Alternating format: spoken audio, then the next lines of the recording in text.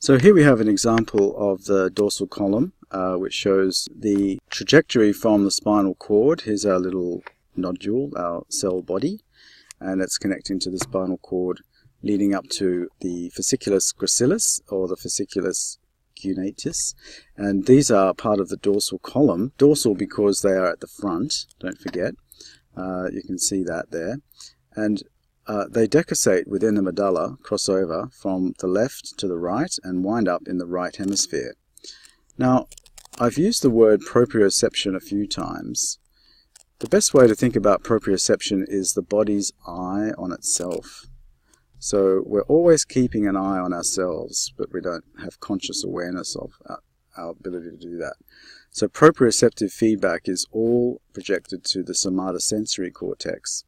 If you remember that when we look at a brain, we have the central sulcus, we have the somatosensory cortex to the anterior, to the posterior of that, and the motor cortex to the anterior. And this is the area of the cortex we call the parietal lobe. Parietal lobe is somatosensory. In fact, there's a sensory strip which is adjacent to the motor strip and actually has the same kinds of representations for parts of the human body that are important for the survival of the species.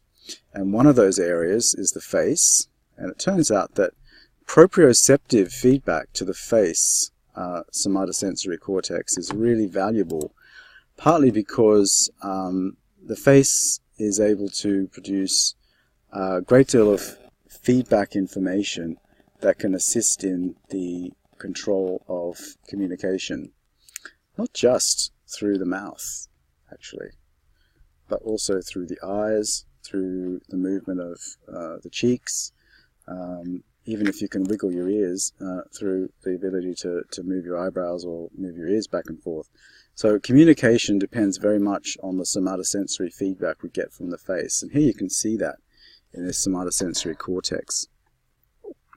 So we've got a large number of points of reference along the dorsal column, sometimes called the medial lemniscal.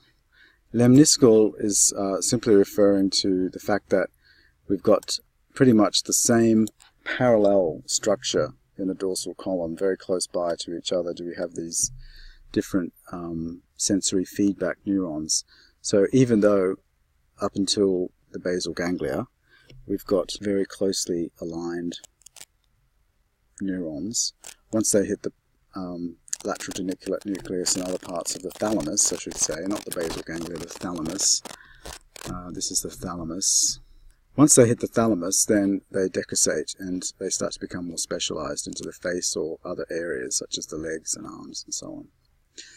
So in the pathway that we see here, we've got the ability of the brain to keep itself monitored, its own position of structures of the body, and its sense of the position of the self in space.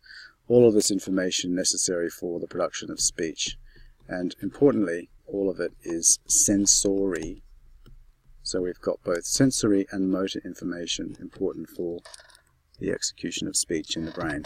So overall, just to conclude this lecture, I think we need to consider the most fundamental speech deficit that we see in speech therapy. We see patients who have apraxia of speech, which is a non-linguistic disorder. It's not aphasia. It's not dysarthria. It is problems with the execution of motor speech programs. So dysarthria is a part of apraxia, but there's another part of the apraxia category, apraxia of speech, or AOS, which is recognized as a very distinctive disorder. Some people call dysarthria apraxia, but I really want to focus on AOS. And AOS is a problem with motor planning and programming. The hallmark characteristic of AOS is a tendency towards groping or searching for articulatory functions. So it's very much a disorder of articulation. AOS is a disorder of articulation. It's not a linguistic problem, although phonemes can be substituted, because the articulation of specific phonemes can become confused, just like my example earlier. There can also be accompanying substitutions of phonemes, as I say, or syllables, in fact, sometimes, and tones, in the case of Chinese apraxia of speech, and that's quite a common observation in Cantonese speakers with apraxia of speech. So the idea of separating apraxia of speech from other forms of dysarthria and aphasia is the notion that apraxia of speech really relies upon a motoric system. It doesn't rely so much upon a conceptual system or a linguistic system. It mimics linguistic disorders because articulation is impaired and phoneme substitution can be observed, but it isn't necessarily telling us much about the linguistic nature of the speech disorder. We could argue about whether it is or isn't linguistic. The point is that we know it's associated with motor speech disorders. The damage that leads to AOS is very specific, and it occurs around the following regions. That's BA 44 and 45, Brodmann's area 44, 45. It also can be seen following damage to the supplementary motor area, which is located here. So this is the supplementary motor area, BA6. And we see also that critically, in addition to these regions, which we've seen formerly in a lateral view of the brain, now we're looking at a coronal section. What we see here is that SMA and BA, yes, they're quite far apart from each other on a lateral view. One's around the top, the other one's, further towards the center. But we also know that what's important for apraxia of speech is that basal ganglia damage here and also insular cortex here can result in AOS. And what's interesting then is that, in fact, this region, when we look at the sagittal view, is connected. So if we take a different view of the brain from a lateral surface where the phrenologists or Broca or Wernicke would have just looked at the outside lateral surface of the brain, where we see SMA and BA, or Brodmann actually did the same. So just looked at the lateral surfaces and didn't consider what was the inner core of the brain. We now know that when we see damage to the insula or the basal ganglia, we also get AOS. And we know that because of brain imaging techniques, which have allowed us to look at damage in a much more refined way.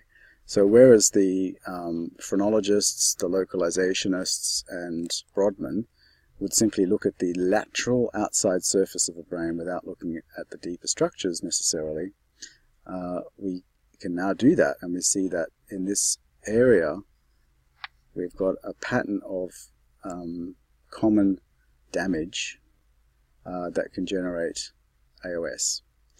Another interesting point about AOS is that it seems to be associated with dementia, particularly a type of dementia called progressive non-fluent aphasia. I think I've mentioned this before. So patients with progressive non-fluent aphasia, which can actually have a genetic origin in some cases, will form a pattern of speech disorder which is exactly like apraxia of speech.